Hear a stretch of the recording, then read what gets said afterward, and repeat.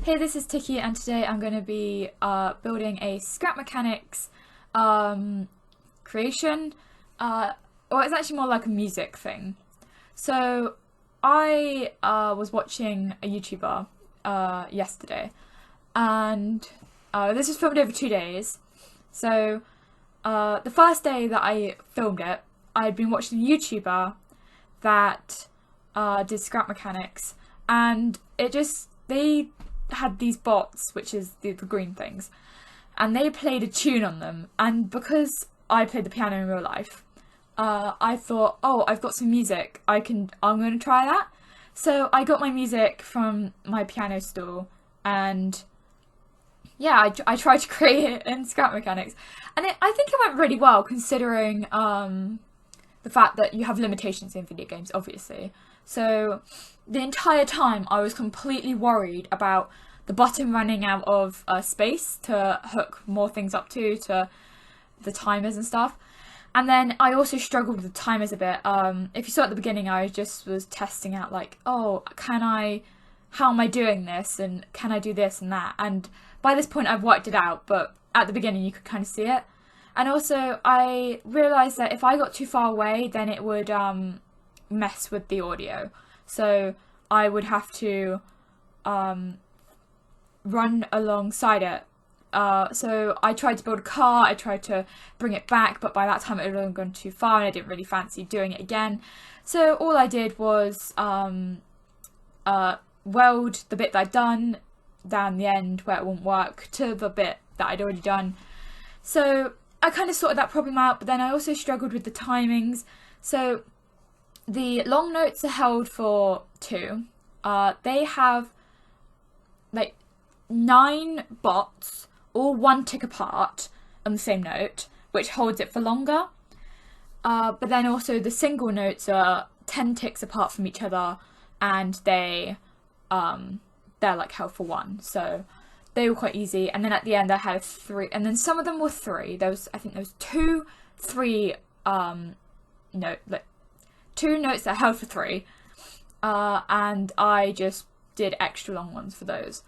So it was quite simple once I got the hang of the timers and stuff, but it was very tedious and it was difficult to begin with, especially if you don't know your music. It's quite difficult, especially as the sounds aren't exact, so it sounds a bit weird, but I've listened to it so much by this point that it doesn't sound weird anymore. Because I spent so long on it. I spent about 3.5 hours just recording and building this. Also, most of that, well, not most of it, like a bit of it was spent building a car that didn't work because I wanted to work out a way to view it easily. So I was like, oh, a car, maybe I can get into a car, and then I just go down the line in the car and it will go a parallel. But it didn't work because you had to press the button, and by the time you got on the car and pressed the button to go, it would already be gone. So it didn't really work out that way. So I just got rid of it, and you just have to run. I have uploaded this to the Steam Workshop if you want to find it. It's called Light Up the Fire, because that's the song. The song's Light Up the Fire by, I'm going to butcher these names, Sue McClellan, John Paculabo, and Keith Rycroft. So it's Light Up the Fire by those guys. And I play it on the piano, and it was one of the simplest pieces I could find. So, although it looks really simple, it's really not. It's simple for me because I had to build it for like 3.5 hours, but if you try it, then just be warned, it will take ages, and also it's quite difficult to get pitchings and stuff right. Obviously, the green bot's like piano, it sounds most like a piano. So I use that one. And yeah, so it's quite difficult to get the pitching because I wasn't sure like how it was going to sound. So I used the lowest settings for each of them, and like E, A, B, that sort of stuff. I used the lower ones so it would sound better because it sounds more like middle C than it does. Because if you go higher, then it sounds a bit too high. So I went for like the lower version. And yeah, so throughout the entire thing I was worried that I wasn't going to be able to connect them. I was going to run out of room on the button to connect them. And yeah, so this is a very different video to compared to like what I started putting out, like Sims and Roblox and stuff at the beginning. And then yeah, but the videos that I'm putting out now, even though they're very different from what I started on, they're more the ones that I enjoy, because I had this point where I was like, I don't enjoy making videos or editing or anything, and it was because I wasn't enjoying the things that I was editing. So the fact that I had to edit them, obviously like Sims speed builds or Scrap Mechanics creations, I know this is the first one, but for example, I'd have to spend ages editing them, and a lot of the time they take an hour or so to edit, and then sometimes my editing software would be temperamental and it would crash and it would get annoying and I wouldn't be enjoying editing them, and I was really putting off making videos.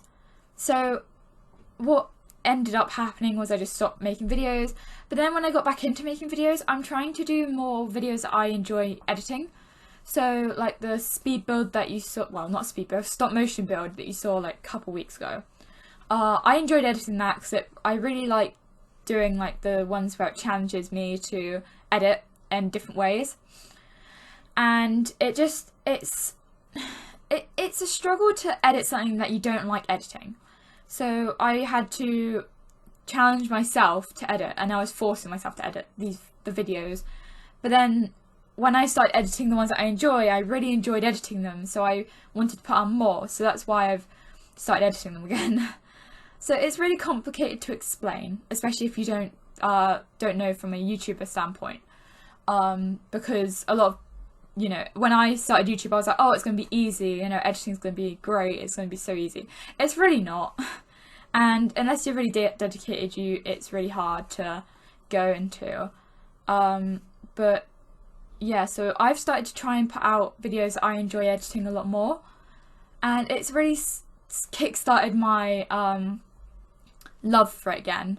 So I love editing the videos that I am now, like the Star Stable edit and the speed build, stop motion build. They're my favourite. Those are my favourite so far. And that's just because I enjoyed editing them, and it was just fun just to have a go at seeing what I could do. So yeah, I'm going to probably put out more like these videos where they're really weird, random, very random, and they seem very random, but they're because I enjoy making them in the end. So yeah.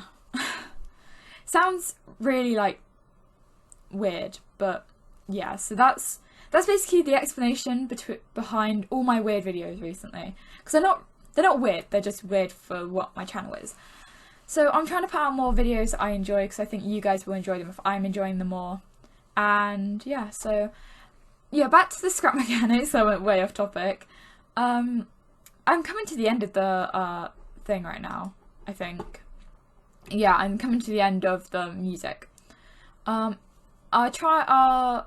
put at the end the final version so you can hear it, and hopefully it won't get copyright striked. I don't think it will, because it's in Scrap Mechanics, but hopefully it won't.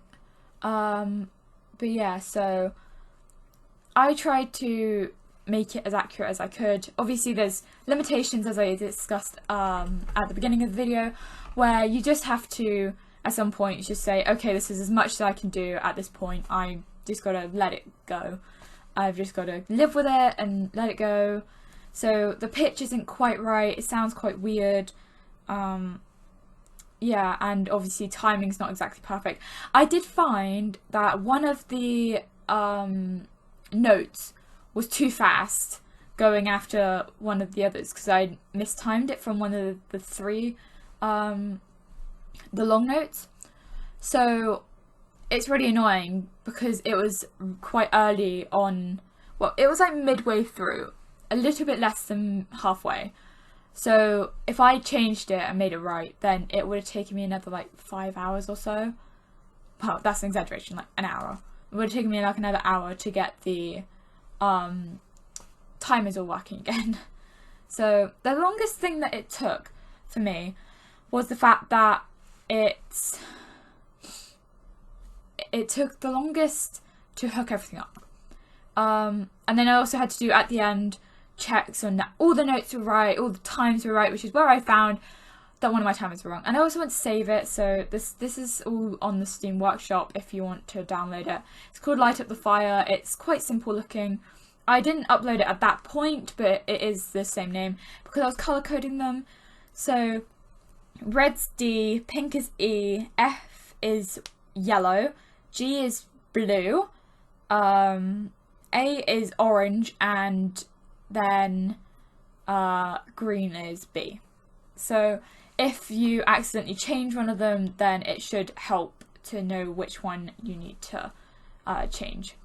Also, it helps differentiate between the notes, and it also makes it look a bit more fun than just green. And also when you're troubleshooting, it helps. It's like in Minecraft, if you're building a redstone build, then you want to put different colour wool or something to just differentiate between each line, because it helps for troubleshooting. Same with music and scrap mechanics, because although I knew where everything was because I had the music in front of me, if you don't have the music in front of you and you're just going off like what you can hear, you should probably colour code them. So yes, so anyway, thank you very much for watching, and I'll see you in the next video. Thank you for listening to my rambling, and I hope you have a good day. Bye!